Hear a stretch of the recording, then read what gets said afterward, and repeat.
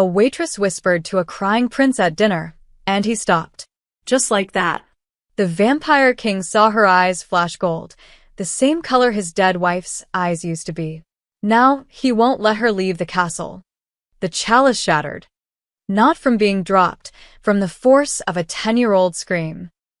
Adrian's cry cut through the grand crimson banquet hall like a blade through silk. 300 nobles froze mid-conversation. Generals reached for weapons that weren't there. The king's own guard stepped forward, then hesitated, because what do you do when a vampire prince is having a breakdown at his own coronation rehearsal? Get the physician, someone shouted. Call the high mage. Where is his tutor? King Lucian sat perfectly still at the head of the table, his expression unreadable. His son, small, pale, with eyes that had once been bright crimson but now looked dull and hollow, was pressed against the carved back of his chair, hyperventilating. The ceremonial chalice lay in pieces on the marble floor. Dark liquid pooled around the shards. It wasn't blood. It was concentrated moonberry wine, meant to symbolize the prince's first official drink at a royal gathering. A tradition that stretched back 6 centuries. Adrian wouldn't touch it. He hadn't touched anything in 3 days. Your Majesty, General Kales whispered urgently, leaning close to the king. If he doesn't drink, the council will question his fitness too. I am aware, Lucian said, his voice quiet and sharp as winter wind. Adrian's breathing turned ragged. His small hands clutched at his collar. Tears, actual tears, which vampires only shed under extreme distress, streaked down his cheeks. The nobles began to murmur, whispers like poison spreading through water. The prince is weak. He hasn't been the same since she died.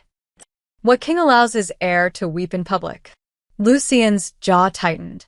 He stood, and the room fell silent instantly. Every eye turned to him. He was tall, broad-shouldered, wearing the black and crimson regalia of the crown. His presence alone commanded armies. But he couldn't stop his son from crying.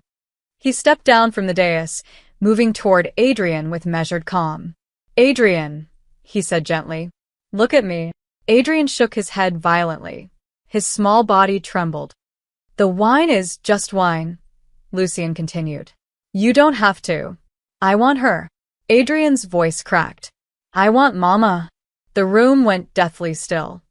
No one had spoken the late queen's name aloud in the hall since her funeral 8 months ago. It was an unspoken rule.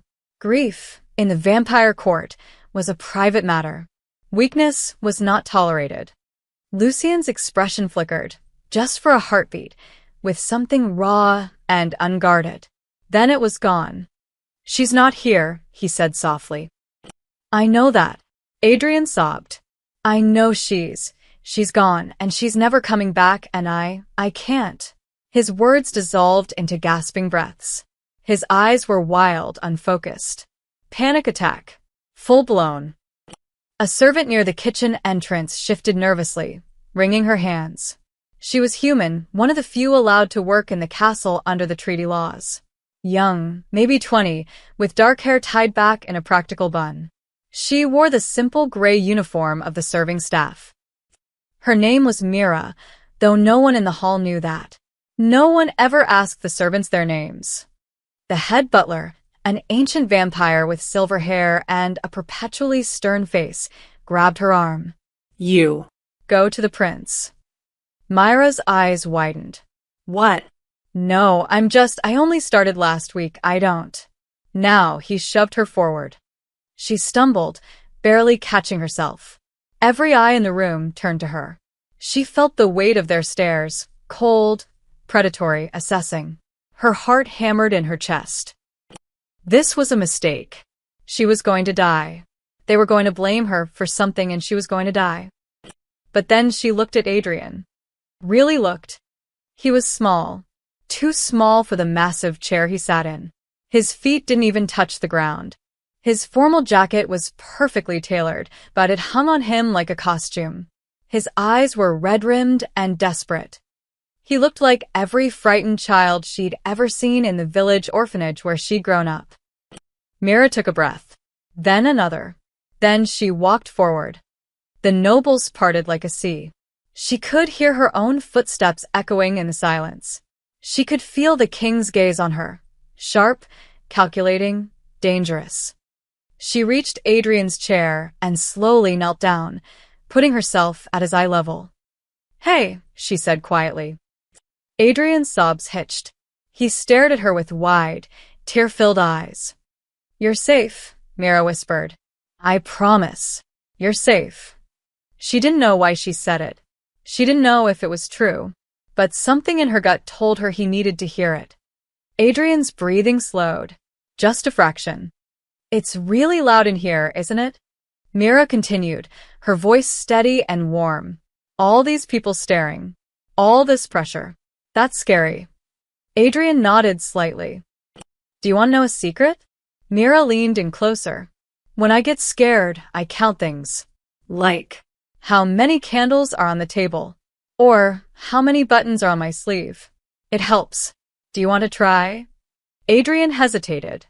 Then, slowly, his eyes moved to the candelabra nearby. "4," he whispered hoarsely. Good.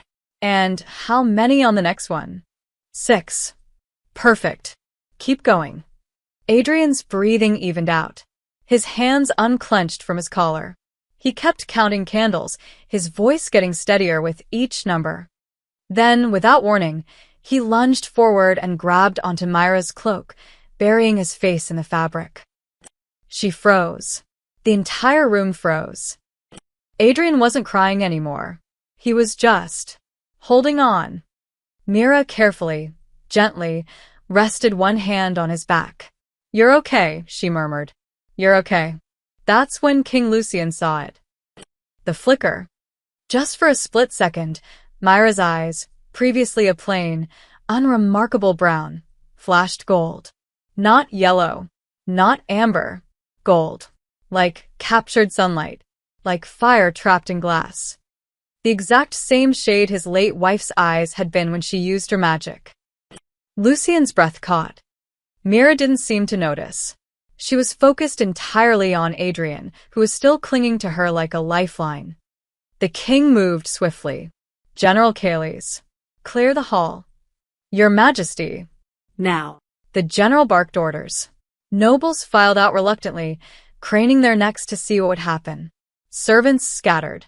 Within 2 minutes, the grand hall was empty except for the king, the prince, 2 guards, and Mira.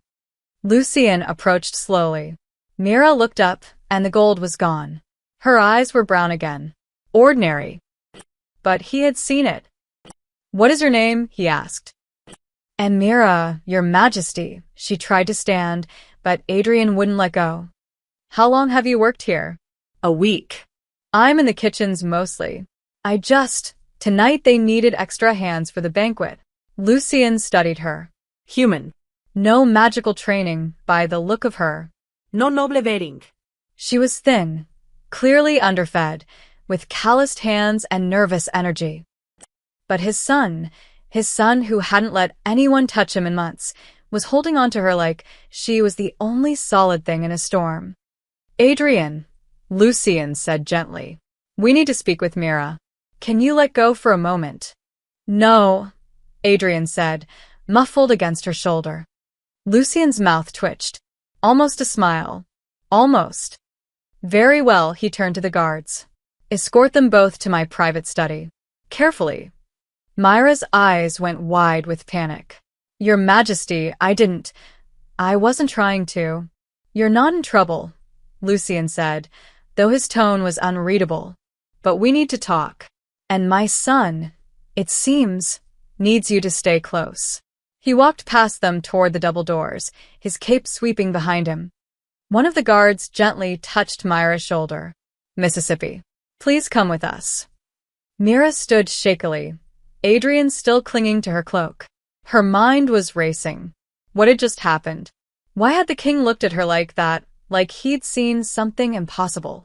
And why, when Adrian had grabbed her, had she felt a warmth bloom in her chest that felt nothing like her own heartbeat? They walked through torchlit corridors, past tapestries depicting centuries of vampire history. Adrian didn't let go once. And in the shadows of the banquet hall they'd left behind, a pool of spilled moonberry wine slowly evaporated, leaving behind a faint, golden shimmer that hadn't been there before. Something had awakened. Something that hadn't been felt in the castle since the Sun Priestess died. Mira didn't sleep that night. How could she? The king had questioned her for 2 hours straight. Where was she from? Who were her parents? Had she ever experienced anything unusual? Any dreams? Visions? Unexplained warmth in her hands. She'd answered honestly. Orphaned at 5, raised by the village sisters, no magic in her blood that she knew of, just an ordinary girl trying to survive. He'd stared at her for a long moment, then dismissed her with a warning that felt more like a threat. You will not speak of tonight to anyone. Return to your duties tomorrow. You are confined to the castle grounds until further notice. Now, as dawn broke over the city, Mira stood in the central market with a wicker basket, trying to pretend everything was normal. It wasn't working. The morning crowd pressed around her, farmers selling root vegetables, bakers hawking yesterday's bread at discount, children chasing chickens between the stalls. The noise should have been comforting. Familiar. Instead, everything felt wrong. Too bright. Too loud. Like her skin was stretched too thin. 3 coppers for the apples, dear, the fruit vendor said, smiling with gap teeth. Mira handed over the coins mechanically. The castle cook had given her a list. Apples, dried herbs, salt. Basic items. A test, maybe, to see if she'd run. She wouldn't. Where would she go? She hoisted the basket onto her hip and turned toward the herb merchant's stall, then stopped. The sun had broken through the morning clouds. A beam of light cut across the market square, hitting her directly in the face. For a heartbeat, nothing happened. Then the world tilted. The market vanished. The noise cut out like someone had slammed a door. Mira was somewhere else. A stone chamber. Circular. Ancient. Lit by hundreds of candles and something else, a golden glow that seemed to emanate from the walls themselves. A woman stood in the center. Tall, regal, with long dark hair and eyes that burned with sunfire gold. She wore robes that shimmered like captured dawn. In her arms, she cradled a tiny infant.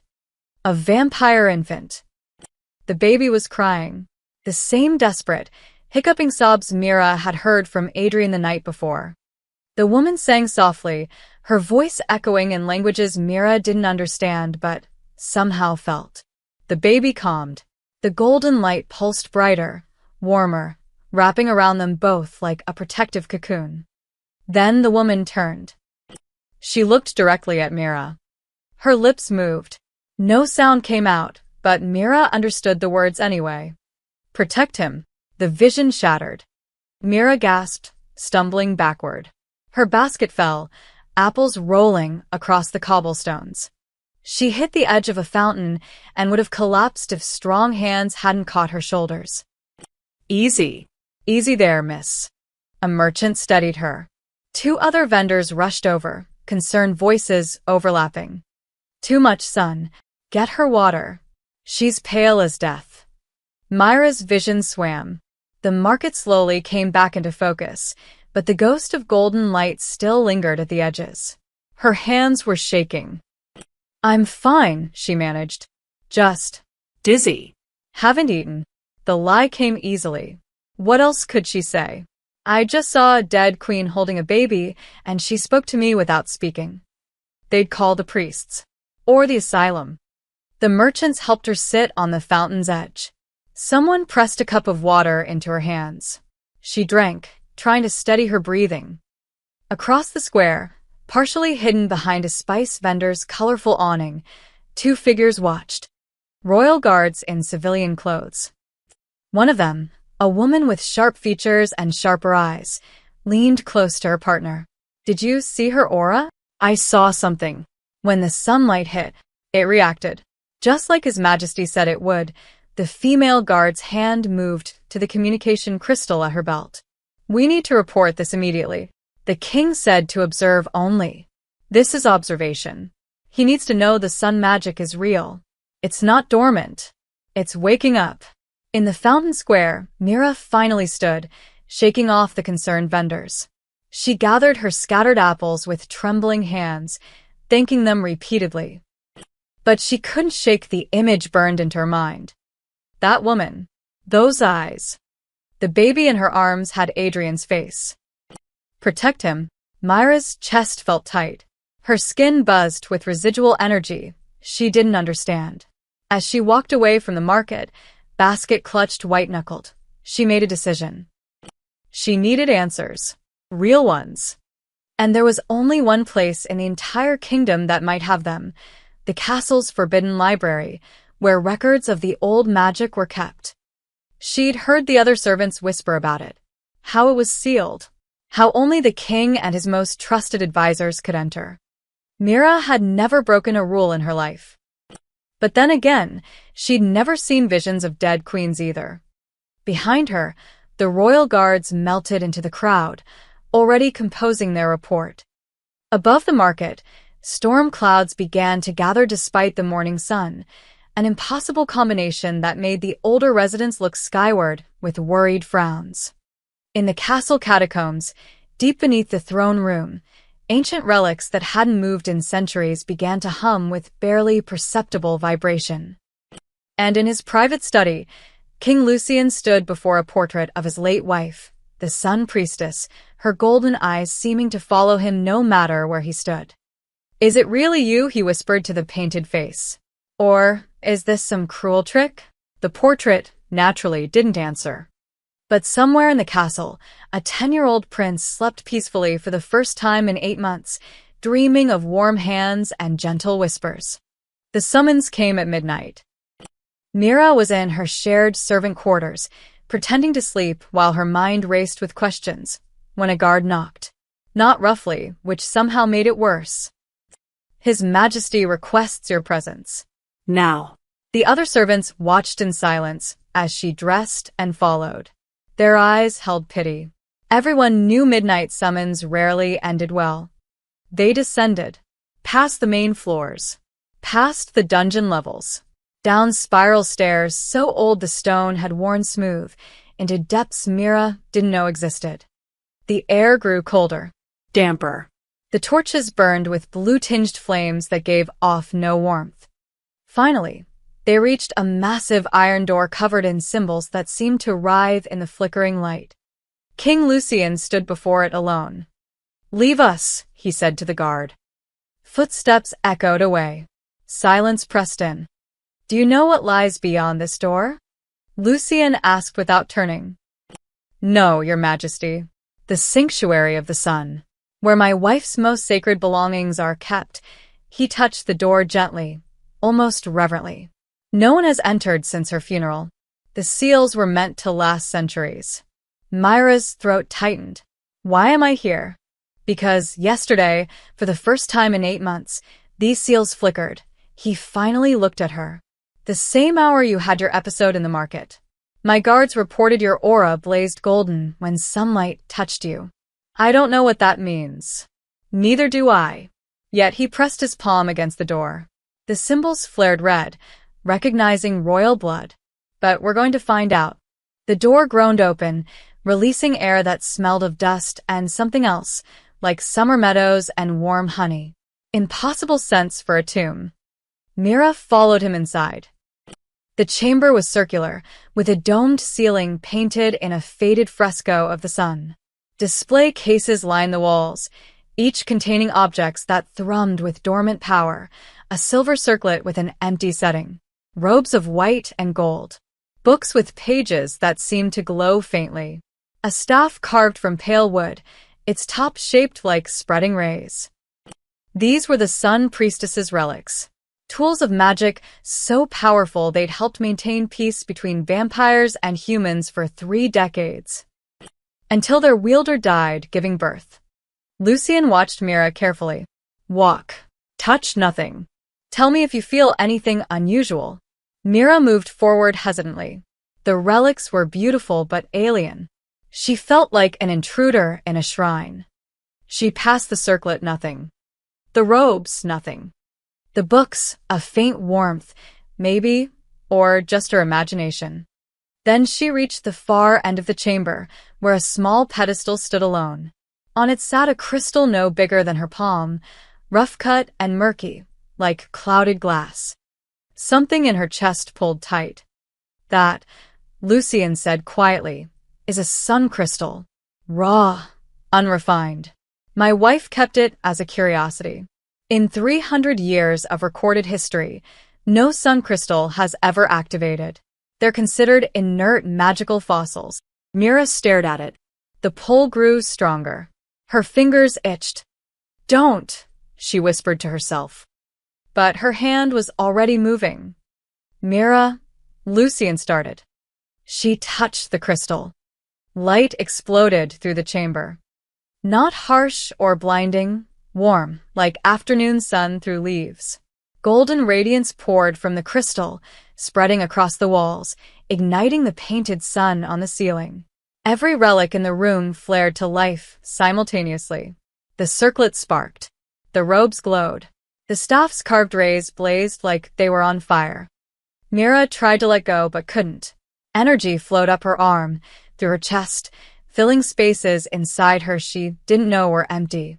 It wasn't painful, it was right, like finally taking a breath after being underwater too long. Images flashed through her mind. The same woman from her vision, younger, laughing, placing her hand on this exact crystal for the first time. A ceremony in a temple of pure white stone. A golden aura forming around her like wings. Her voice clear as bells. Magic chooses its vessel. The vessel doesn't choose magic. Then abruptly it stopped. Mira stumbled backward, gasping. The light faded from the relics, returning them to dormancy, except the crystal. It now glowed with steady, gentle warmth, no longer murky, but clear as glass filled with trapped sunlight. She looked at her hands. They were unmarked, normal, but she could still feel the echo of power humming beneath her skin. Lucian stared at her, and for the first time since they'd met, he looked shaken. Your aura, he said hoarsely. It's identical. Exactly identical to hers. I don't understand, Mira whispered. I'm nobody. Just a servant. I can't be. The magic doesn't lie. He moved closer, his expression intense. Sun magic passes through bloodlines, but sometimes, rarely, it chooses a new host when the need is great enough. When a guardian is required. A guardian for what? For my son, his voice cracked slightly. Adrian has vampire blood and sun blood mixed. Without a sun guardian to help balance both, the conflict will eventually destroy him from within. My wife knew this. She was supposed to teach him, guide him, but she... He stopped, jaw clenched against emotion. Myra's mind reeled. The vision. The crying baby. Protect him. This is insane, she breathed. I don't know how to use magic. I don't know anything about. A distant boom echoed through the catacombs. Then another. The chamber trembled. Lucian's head snapped up. That's coming from the War Council Hall. More booms. Shouting. The clash of steel. Stay here, Lucian commanded, already moving toward the door.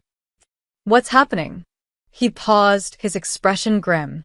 Either a test of my authority or a coup. Then he was gone, leaving Mira alone in the sanctuary with glowing relics and impossible truths. The crystal in her hand pulsed once, warm and steady, like a heartbeat that wasn't her own. The War Council Hall reeked of blood and betrayal. Lucian burst through the doors to find his throne room transformed into a battlefield. 5 of his generals stood in formation, swords drawn, backed by 30 elite soldiers. They'd positioned themselves between him and the rest of the castle, a clear strategic blockade.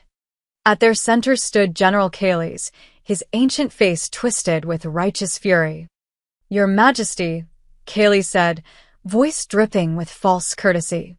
We've been waiting. Lucian's eyes swept the room, calculating. The loyal guards were disarmed, bound with silver chains in the corner. Blood stained the marble, not enough for deaths, but enough to prove this wasn't a peaceful protest.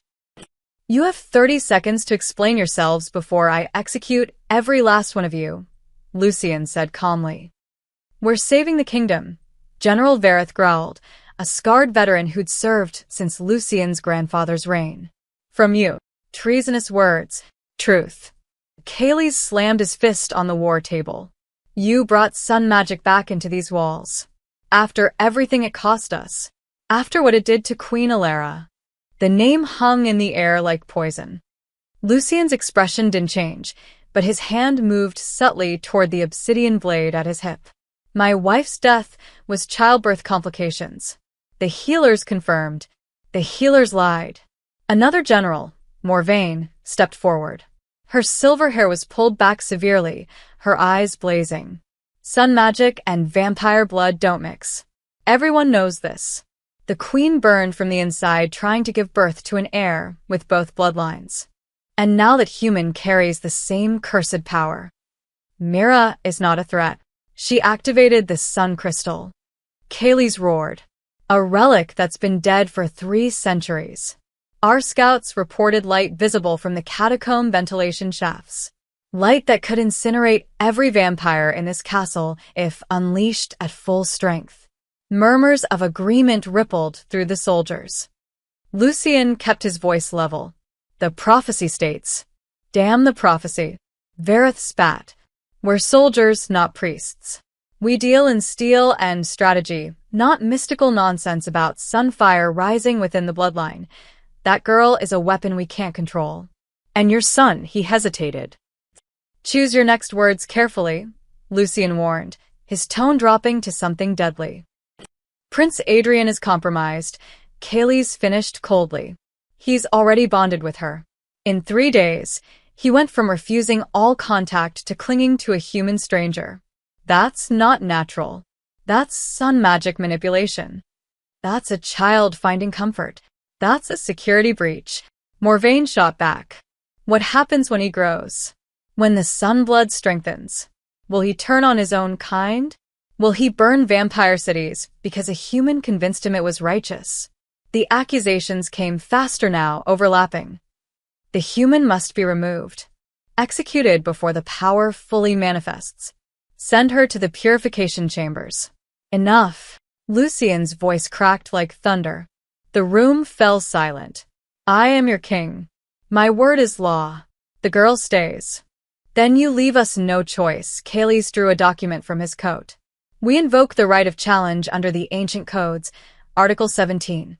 When a king's judgment endangers the realm, the war council may demand his abdication or trial by combat. Lucian's eyes narrowed. You'd invoke the old ways? The same laws that allow me to execute all of you where you stand for insubordination. Do it then, Vareth challenged. But that makes you a tyrant. And tyrants fall. We have support from 3 noble houses, the Eastern Battalion, and half the castle guard. Kill us, and you'll have civil war by dawn. It was a trap. Beautifully sprung. If Lucian fought them, he'd prove himself the irrational king they claimed he was, a ruler choosing one human girl over stability.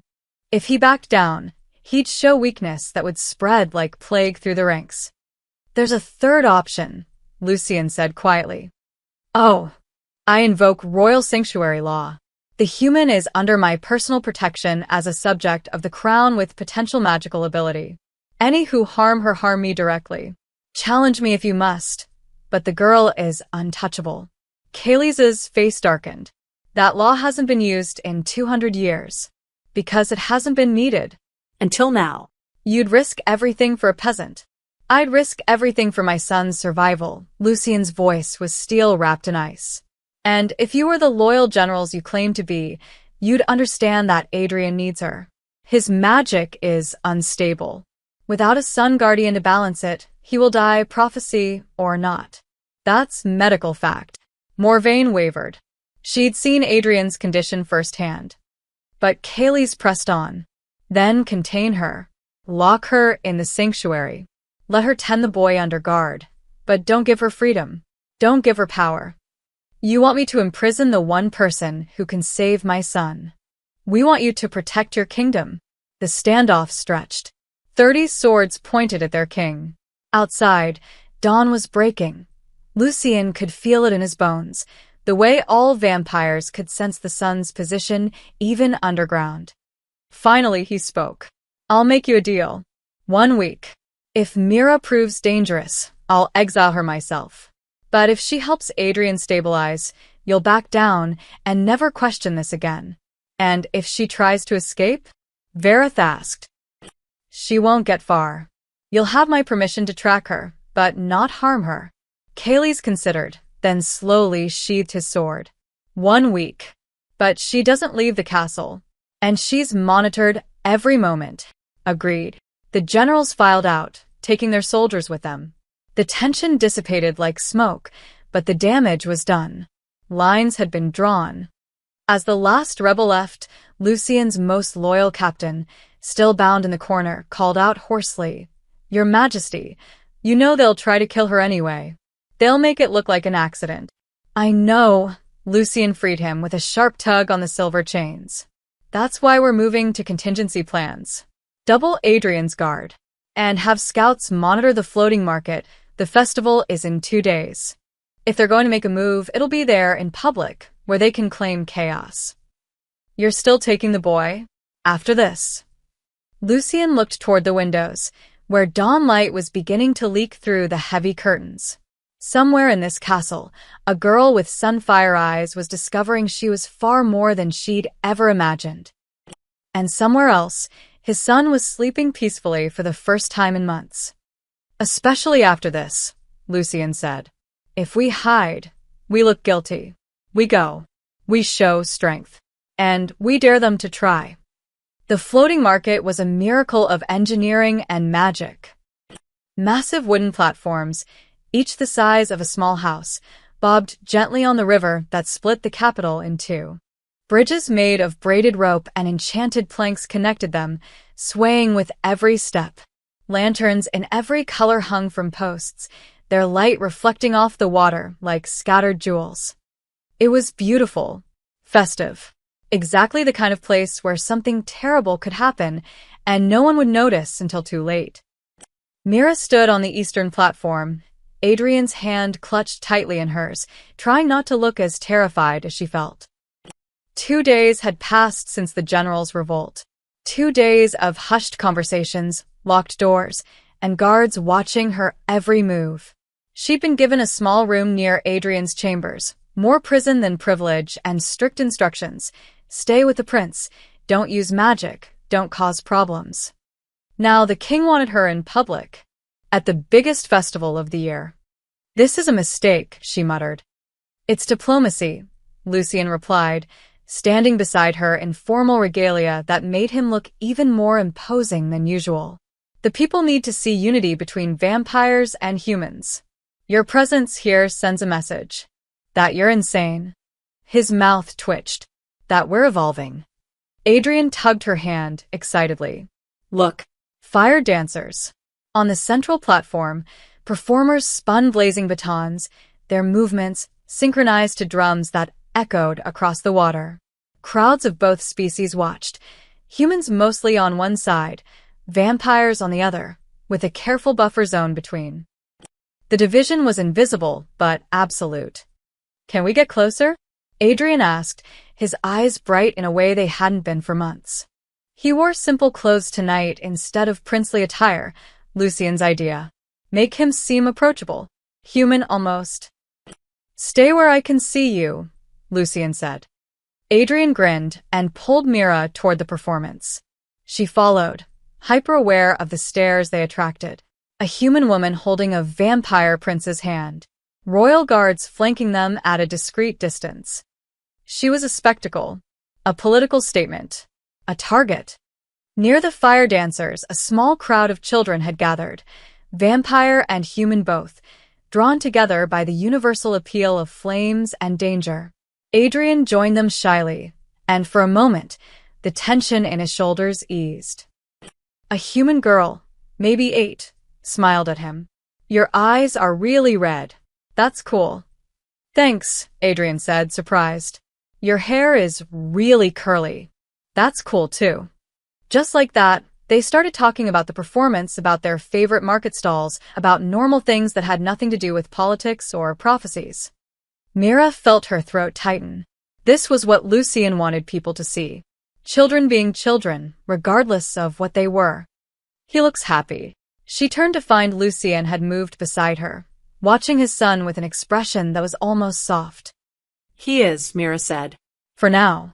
You're expecting trouble, aren't you? He didn't answer. Didn't need to. They both knew the generals hadn't given up. They'd just gone quiet, which was infinitely more dangerous. The fire dancers finished with a spectacular flourish, flames forming a phoenix in midair before dissolving into harmless sparks. The crowd erupted in applause. I want to try the honey cake stand, Adrian announced, pointing across the nearest rope bridge. All right, Mira agreed. But stay close. They crossed to the food platform, guards following at a distance. The vendor, an elderly human woman with flour on her apron, beamed at Adrian. Well, aren't you a sweet thing? First cake is free for cute kids. Adrian's face lit up. He accepted the honey cake reverently and took a huge bite, getting sugar all over his chin. Mira laughed. Actually laughed. The sound surprised her. For just a moment, surrounded by music and light and the smell of fried dough, things felt normal. Safe. That's when she felt it. A prickle on the back of her neck. The same sensation she'd had right before the vision in the market. Wrong, like reality was slightly tilted. She scanned the crowd. Vendors. Families. Couples. Royal guards in plain clothes. Nothing obviously dangerous. But her instincts screamed otherwise. Adrienne, she said quietly. We should head back to. Look. He pointed to the main platform, where workers were setting up for the evening's grand finale. They're preparing the fireworks launch.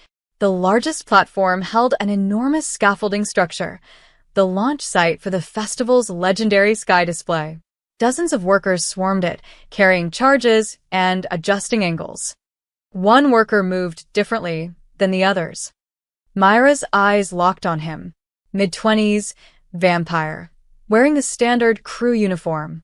But his movements were too precise, too purposeful, and he wasn't looking at the fireworks. He was looking at Adrian. Their eyes met across the water. He smiled. Then his hand moved to his belt, pulling out something that caught the lantern light, a blade, thin as a needle, that gleamed with an oily, unnatural sheen. Poisoned. Run, Mira screamed, grabbing Adrian. But the assassin was already moving. He kicked off the scaffolding with inhuman speed, launching himself across the gap between platforms. He landed on the rope bridge, cutting the supports as he went. The bridge began to collapse behind him, trapping people on either side. Panic erupted. Screaming. Running. The festival dissolved into chaos. The assassin closed the distance in seconds, blade raised. Lucien was too far. The guards were blocked by the crowd. There was no time. Mira shoved Adrian behind her and raised her arm, not knowing what she meant to do, only that she had to do something. Stop. Her voice came out wrong. Layered. Echoing with power that wasn't hers. And the world ignited. Golden light erupted from Myra's palm like a breaking dawn. Not fire, something pure. Radiant warmth that solidified into a shimmering barrier between her and the assassin. The blade struck the shield and bounced, the poisoned metal skittering across the wooden platform. The assassin's eyes widened in shock. Impossible. He lunged again, bare-handed this time, vampire strength making him a blur of motion. The shield expanded. Mira didn't know how. She didn't think, didn't plan. Her body moved on instinct, fueled by terror and desperation. The light poured out of her like water from a broken dam, warm and bright and absolutely furious. The assassin hit the barrier with enough force to crack stone. Instead, it threw him backward. He flew 15 feet, crashed through a hanging lantern display, and plummeted into the river below with a massive splash. Silence. Then chaos. People screamed. Some ran toward them, some away. Parents grabbed children. Guards finally broke through the panicking crowd, swords drawn, shouting orders that no one could hear over the noise. Adrian clung to Myra's leg, trembling. Your hand, it's glowing. Mira looked down. Her palm blazed with golden light, bright enough to hurt if she stared directly at it. She could feel power humming under her skin, wild and untamed, like lightning waiting to strike.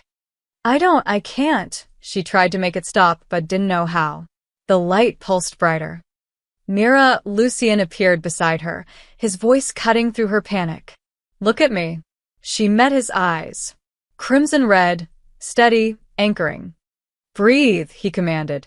The magic responds to emotion. You're feeding it fear. Breathe and let go. I don't know how. Yes, you do. The same way you calmed Adrian. Count something. Ground yourself. Her mind grasped at the technique desperately. Lanterns. Count the lanterns.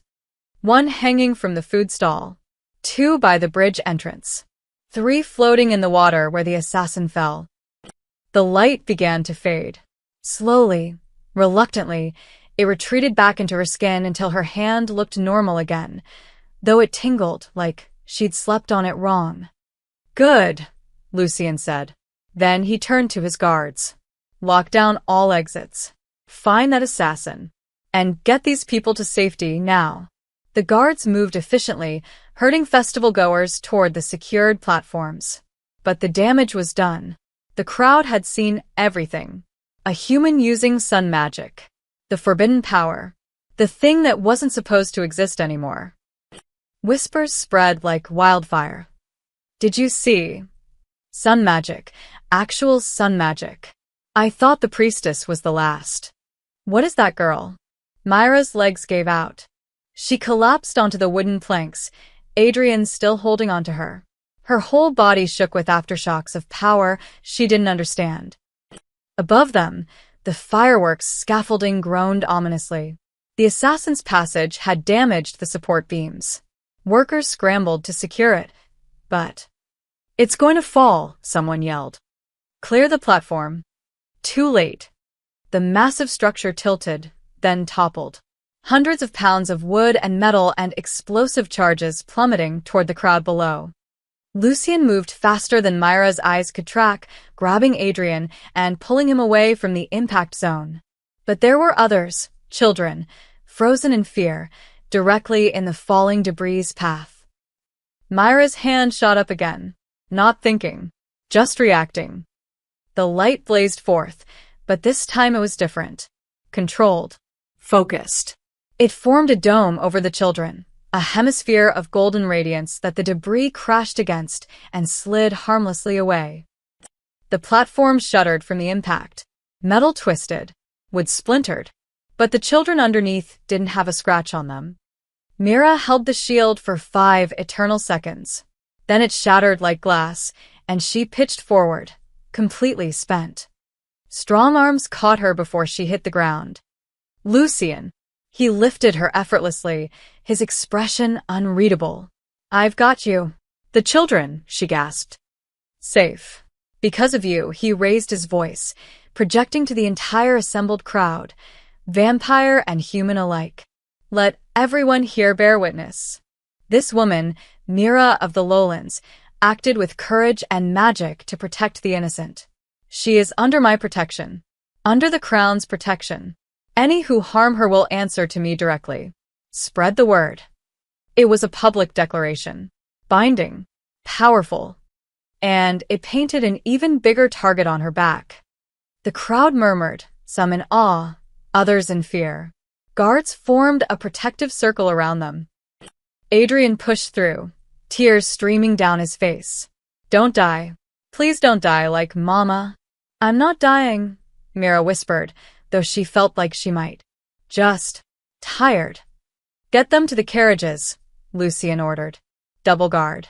Move. As they were escorted away from the ruined festival, Mira caught glimpses of faces in the crowd. Some grateful, some suspicious, and a few, wearing the insignia of noble houses, that looked coldly satisfied. The assassination attempt had failed, but it had accomplished something else, proving that Myra's power was real, dangerous, and utterly unpredictable. In the river below, the assassin dragged himself onto the far bank, coughing water. A figure in a hooded cloak waited there. "Did you get what we needed?" the figure asked. The assassin nodded, pulling a small vial from his vest.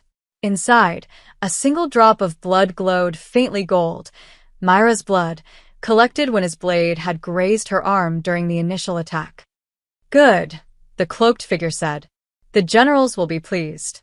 Now we know exactly what we're dealing with." They disappeared into the shadows as the first fireworks, set off accidentally during the chaos, exploded overhead in brilliant, ironic celebration. The cliff overlooked the entire kingdom. Mira stood at its edge, wrapped in a borrowed cloak, watching the sun break over distant mountains. After the chaos of the festival, she'd been confined to her room under guard.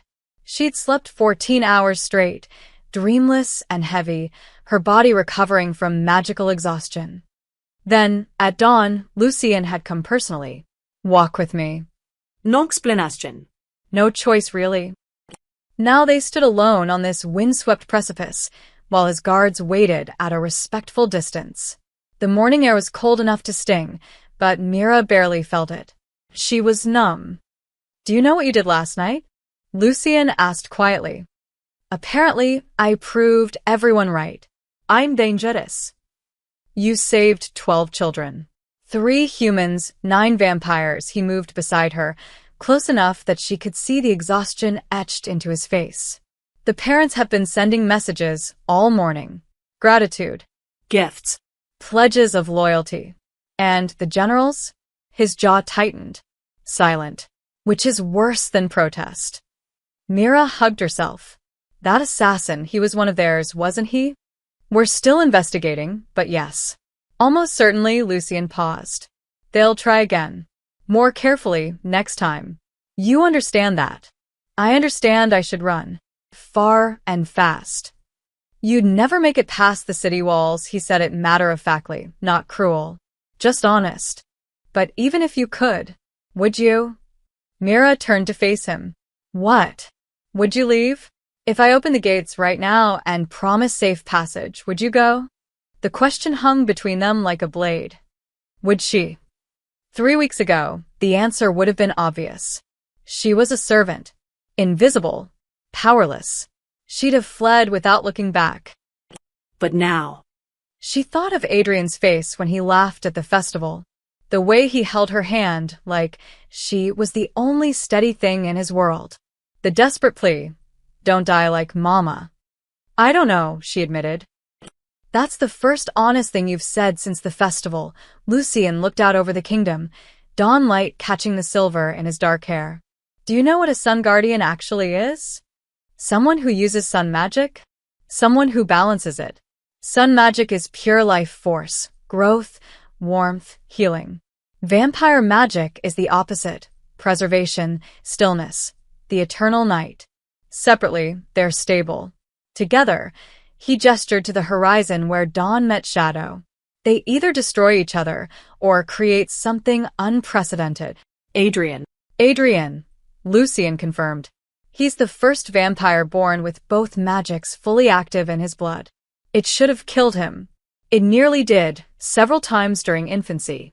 My wife used her power constantly just to keep him alive, balancing the conflict inside him. His voice cracked slightly. He cleared his throat. When she died, the balance broke. He's been deteriorating ever since. Slowly. The vampire magic tries to consume the sunblood, but it can't, so they just tear him apart from inside. Mira felt something cold settle in her chest. How long does he have? Without intervention? 2 years. Maybe 3. Lucien's hands clenched into fists. The prophecy we found in the old text spoke of this. When sunfire rises within the bloodline, another must rise to shield it.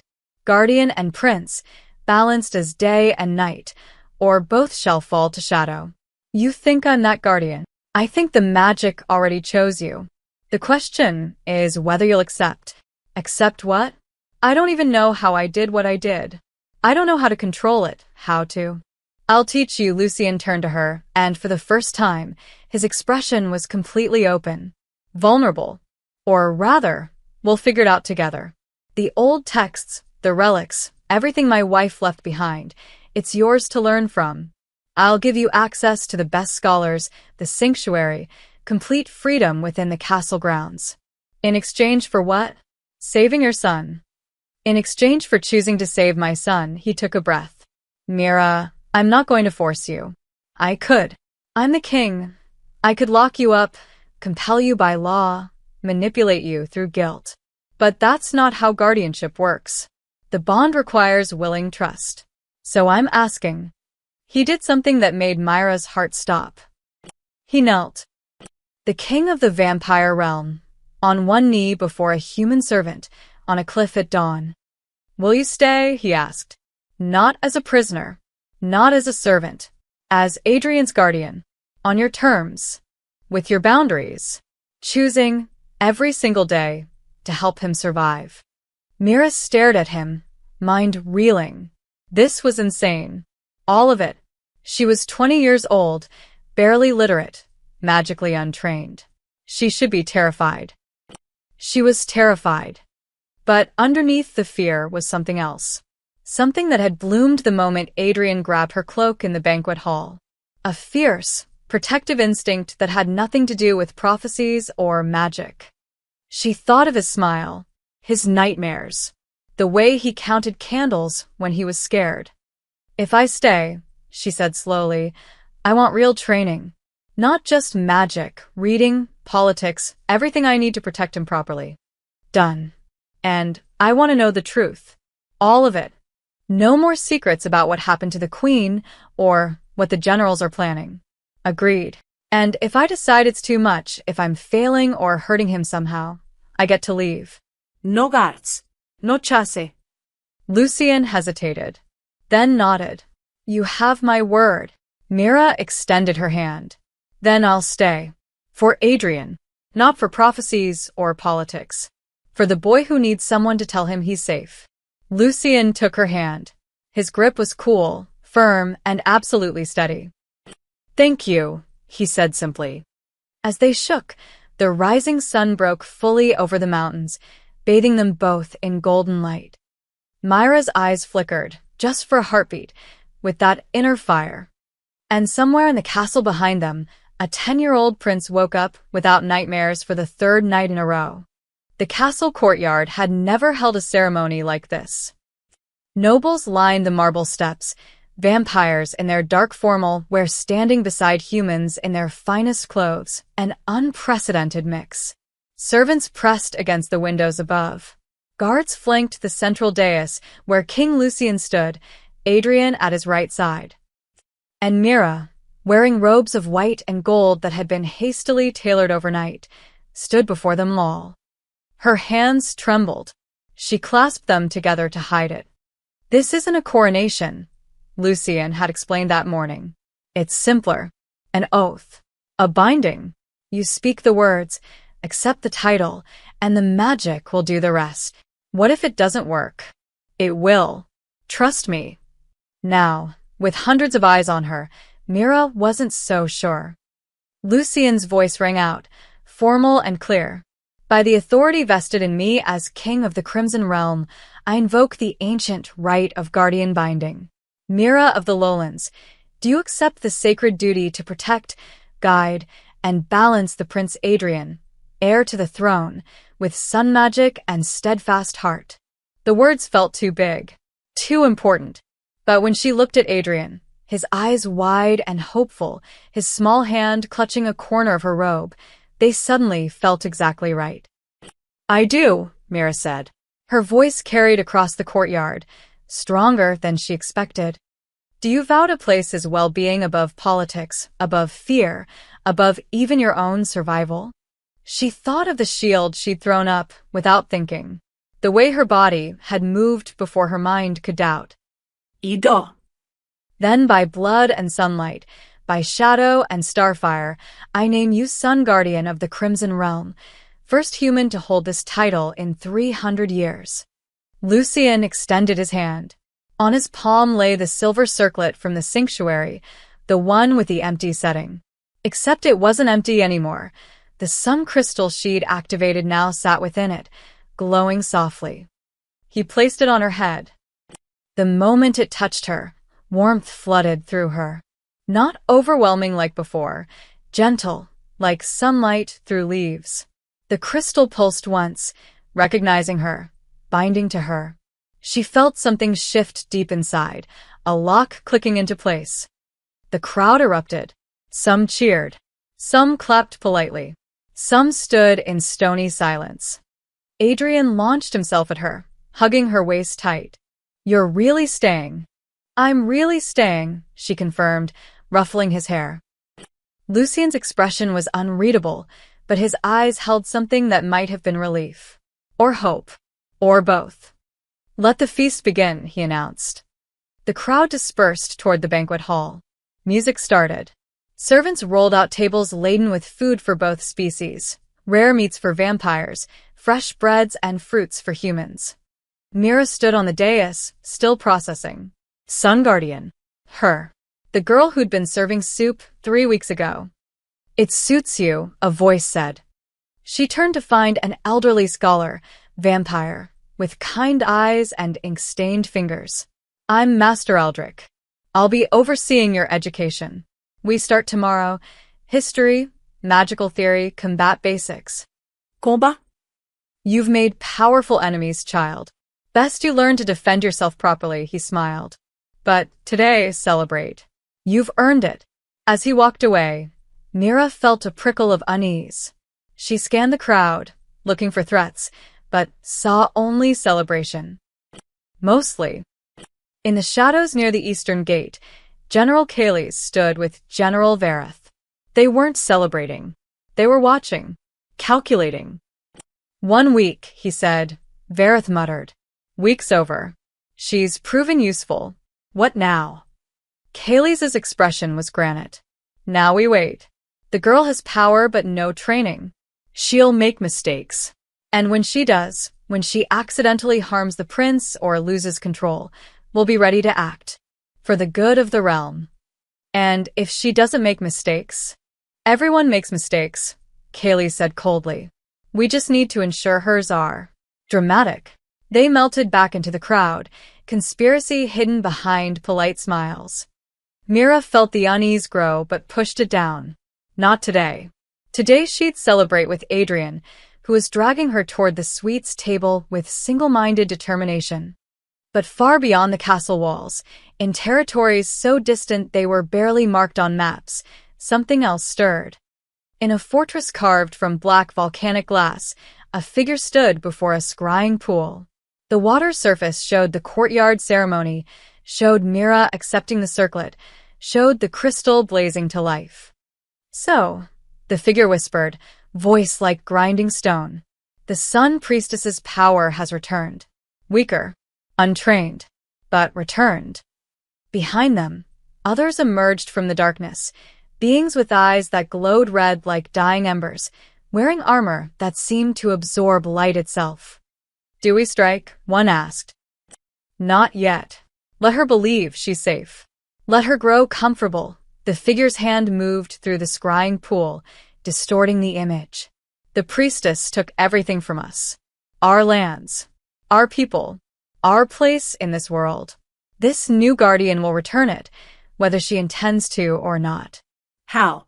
A smile, cold and patient. "Every guardian has a breaking point. We find hers. We push. And when she shatters, the power will be ours to claim. The vampires will fall. The humans will scatter. And we will rise from the shadows, once more." The scrying pool went dark. Back in the castle, Adrian laughed as Mira tried to catch a sugar pastry he tossed into the air.